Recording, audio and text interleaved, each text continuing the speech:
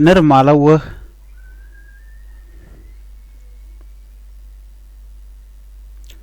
ner malawe kana dialan konti lenka roine gwasame ka no online tv channel jawdan gore ba nywa yakel alarmi gore no bia linga gwa kala mo raje ke kwitet ke kwishuluk ala konware ate mekan kon ngaje gwa al yiteran mishika raj mo gwa mekan lad la kon shawten no ban shon kel ke ala la kon mala mislead lonke ba widan ba mal jek kanir kon la jiteran de ye jogone na kajan la ramen go biya jo me biya jaling ka biya ja ka bagwa ko kon to kore kori ka kan joro content ye kon ke gor jen o de yen me de yen gor no biya ka ba ko kon ci kon dor cha kon dialat ke je ga tamerun bu kon parwich no dore shala ta de ke shuluk ban mandan dat kanan tama ka kon ban jaling ka jan gwa kajan la ramani akan konon yamre ler kan me mi jira ma jidit kan war online tv channel gor jen go jin der subscribe ko de notification ba le je twan ko de ler ti de kan mala shwa chup kaji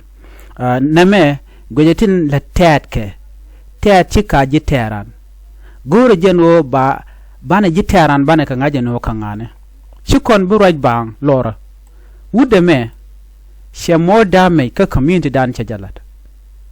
le adi de tuoga te ka community dan cha jalat wude me I remember chenge dan me cha tuoga no she raj ka queen wari gwa shu nueri shu lodien chu te da long kaje lya kaje you know ko jen cholo ro no jene ga nasir anjen ano katin lat kan ka kan tat ka this time ka te bej beja long but kon wati kon ka problem rek dana mo rek dan ko gwantaran la kon aguje no mi cha kon lar magwa na bu kon chuweto ichi me dan ichi tuok chapel ki kon no these are people that are misleading us ko bigo konak wude me shala doctor okonyu taw ni siang dio le rwai ne kaling gwade dan me charaje no nueru yana gwati nen chune diala no kolong chwa post ne dial ka social media ban nuer ku yen mandan la rode ka kan taratina melet kana kan shuluk ajena ndaron ngena tamman to tamma ka mala kalm right kona sianga je no ku kan nuer ku gan ga target gonna dial chigren mat ka jang tam right kona ka biena larno keni eka neti la jimar ka chige jimar ka labdor ngaje gwa shirkan ka ber lat kan ka siakanen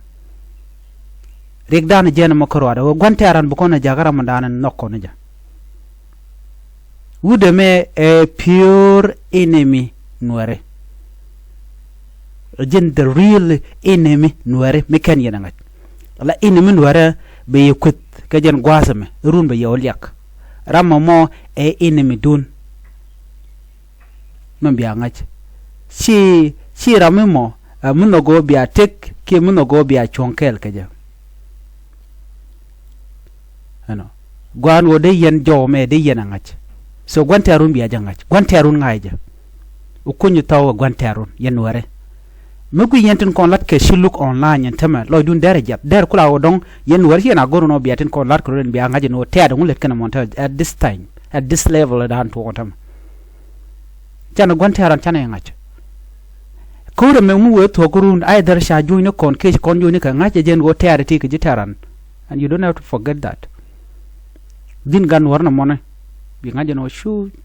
widwa ci dungpin teare runa kene kona bi bot kene de kona bi nen ko to jelet ken ga tama la kana guje no run ba ko forget but gan warati tama stel me pel kan ruj en korme badle na tok abu mal bele na ben ki bu nuer bu kamat si on teme wudi shalke kong shora le ito ci jen chwa kwar malakal forever baji wuj bere soon en kong shora le bu koram ba tok bi kering ne ti ci gurdi no unite kanga ka jam wi kenan ode kan nuer de kan kanak of course ne kanaga malakal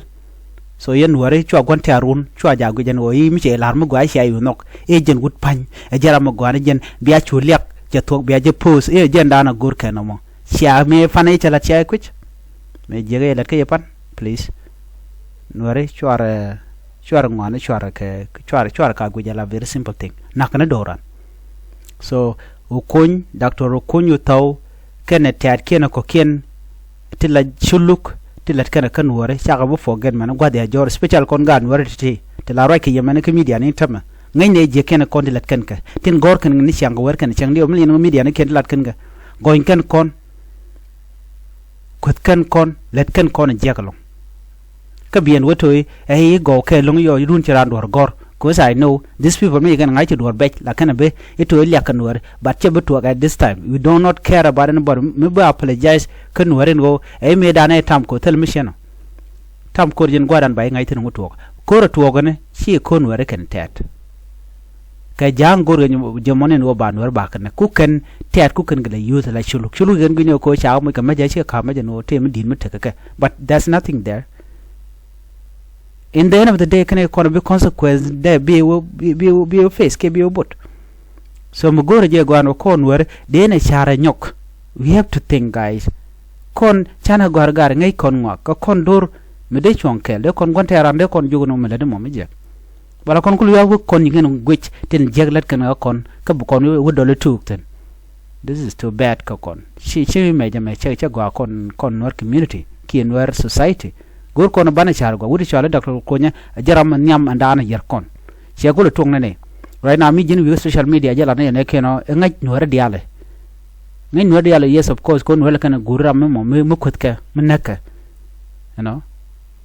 and dame dan le de wudu mena dame mi dit yen won mi shay ngaj so ladane me daru no kay yene ko lan Nuer ga Nuer konti la ga Nuer tin chunkel kan wara so jome janan go de nyoya kel so ted at this point chigane kon chigaji maradan manan changa dan wo mal weben ngadaje gon ter bi ngai ke tamadan ko teten la roje ni chiang ku ko pos ni chiang ko ken ko ne chiang chol ken ko ne nyagane chol ken ko no Nuer kel telam tokten right now da ken ju ko Nuer na kel jan man nakayemo ke telam le jena of course ken na ko na la tok agwele kana bishop ken kana asro ken agwele ka bishop nyok ss pdf ken content na kon ka pan ga thong mi but ko me bele ne tok abi ken nen pangen ken ko na tet agenda no gorde nyaa ye kel bi atamal